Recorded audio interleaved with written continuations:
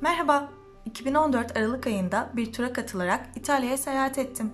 Havalimanından çıktıktan sonra ilk durağımız Vatikan'a doğru yola çıktık.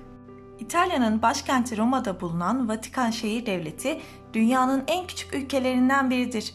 Aynı zamanda Hristiyanlık dininin Katolik mezhebinin yönetim merkezidir. Roma sınırları içinde yer alan Vatikan'ı ziyaret etmek için ayrıca bir vizeye gereksinim yoktur. Vatikan'da gezilecek yerlerin en başında San Pietro Meydanı ve San Pietro Bazilikası gelir.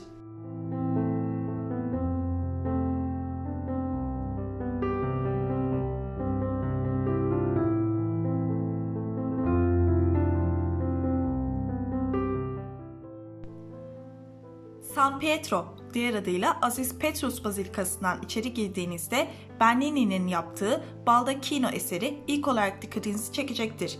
Michelangelo'nun yaptığı muhteşem kubbenin tam altında yer alan 20 metre yüksekliğindeki baldaken, Aziz Petrus'un gömülü olduğu yerin hemen üzerinde yer alıyor. Bernini bu yapıyı yaparken klasik dönem sütunları yerine spiral sütunları tercih etmiştir. Bronzdan yapılan bu eserin ortasına baktığınızda ise yine Bernini tarafından yapılan Aziz Petrus'un tahtını görebilirsiniz.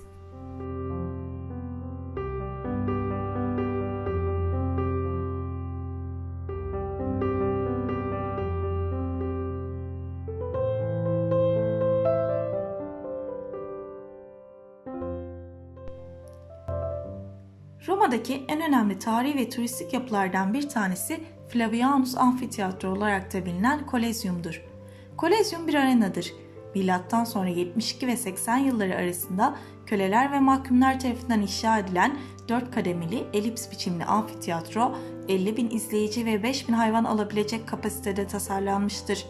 İmparatorlar burada kendi eğlenceleri ve Roma halkını eğlendirmek için gladyatör dövüşleri düzenlerdi.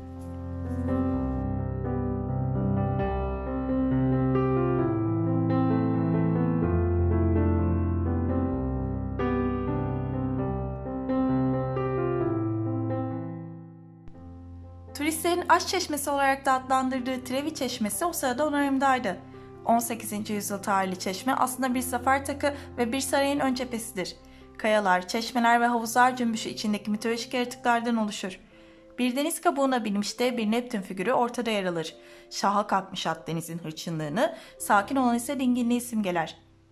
Çeşmenin adının Trevi Meydanı'na çıkan 3 yoldan dolayı İtalyanca'da 3 yol anlamına gelen Trevi kelimelerinin birleşiminden geldiği düşünülmektedir. Trevi Çeşmesi'nin tarihiyle ilgili de farklı efsaneler vardır.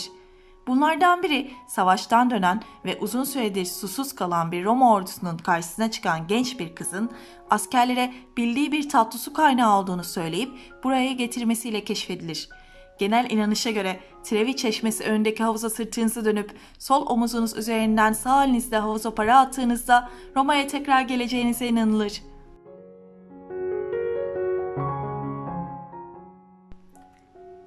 Şehrin en sevilen noktalarından bir tanesi de İspanyol Meydanı'dır. İsmini aynı bölgede bulunan İspanya Büyükelçiliğinden alır. 1723-1725 yılları arasında inşa edilen İspanyol merdivenleri 136 basamaktan oluşmaktadır.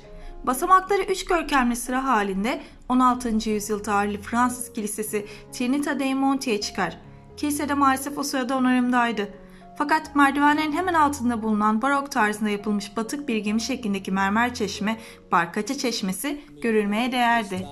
Un soldino di sole perché regalare lo voglio a te, lo potrai posare sui biondi capelli, quella nube d'oro accarezzerò. Roma'nın en büyük meydanı Popolo'nun hemen girişinde ikiz kiliseler Santa Maria dei Miracoli ve Santa Maria in Monte Santo bulunmaktadır. Meydanın tam ortasına ise İmparator Augustus zamanında Mısır'dan Roma'ya getirilen ilk dikili taş Flaminio yer alır. Modern İtalyanca'da Piazza del Popolo halk meydanı anlamına gelir. Roma'da manzaranın en güzel izlenebildiği noktalardan biri Venedik Meydanı ve Capitolino Tepesi arasında yer alan 2. Vittorio Emanuele abidesidir. Anıtla ilgili göze batan beyazlığından dolayı düğün pastası ve Roma'nın takma dişleri gibi espriler de yapılmaktadır. Fakat anıt geniş bir sembolik değere sahiptir.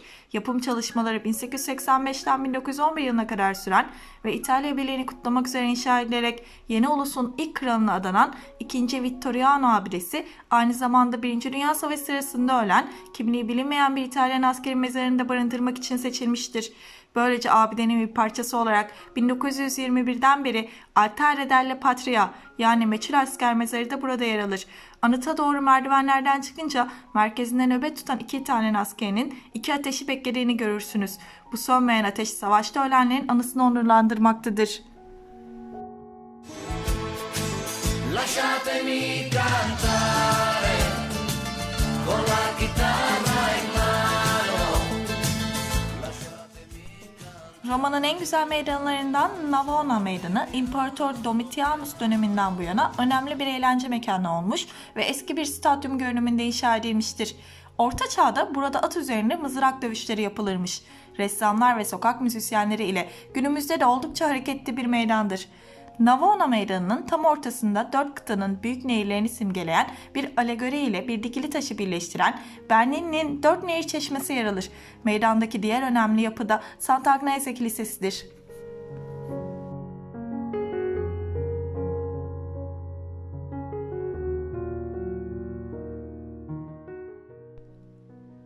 Navona Meydanı'nın hemen yakınında bulunan Rotonda Meydanı'ndaki ihtişamlı yapı Panteon, eski Roma'nın en iyi korunmuş anıtıdır.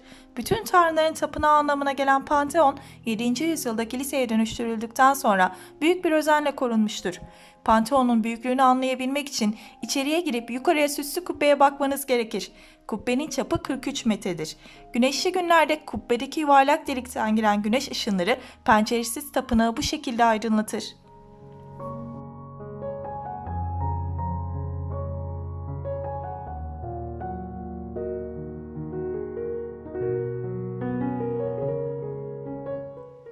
Şimdi de cesaretimizi test etmeye Santa Maria Bazilikası'na gidiyoruz. Audrey Hepburn'un oynadığı 1953'te çevrilen Hollywood yapımı Roma Tatili filminde de yer alan mermer üzerine insan yüzü şeklinde yapılmış bir kabartma. Gerçeğin asa heykeli Santa Maria Bazilikası'nda bulunuyor. Orta Çağ'da kabartmanın açık olan ağzının bir yalan dedektörü görevi gördüğüne, kabartmanın ağzına elini sokan birinin eğer yalan söylüyorsa elinin ısırılacağına inanılırdı. Legend is that if you're given to lying, you put your hand in there, it'll be bitten off. Oh, what a hard idea. Let's see you do it.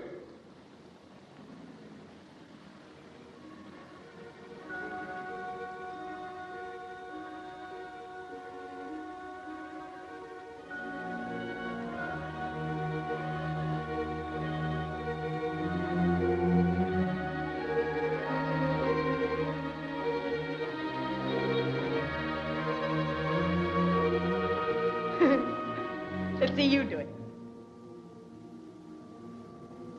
Sure.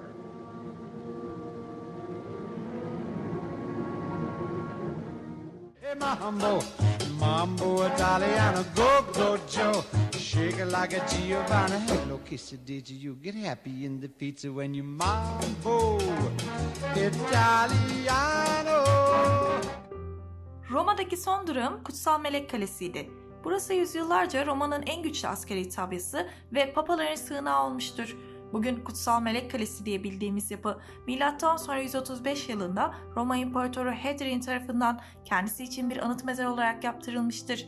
Yapının orijinal ismi de Hadrian'ın mozolesiydi. Efsaneye göre M.Ö. 590 yılında Avrupa veba hastalığından kırılırken baş melek Mikail mozolenin tepesinde görünmüş ve bunun veba hastalığının sona ereceğine dair bir işaret olduğuna inanılmıştır. Böylece kalede bugünkü adını almıştır. Bernini ve öğrencilerinin 1598-1660 yıllarında yaptıkları Tiber Nehri üzerindeki köprünün korkuluklarında her biri İsa'nın çarmıha gelişinden simgeler taşıyan 10 tane melek heykeli bulunur.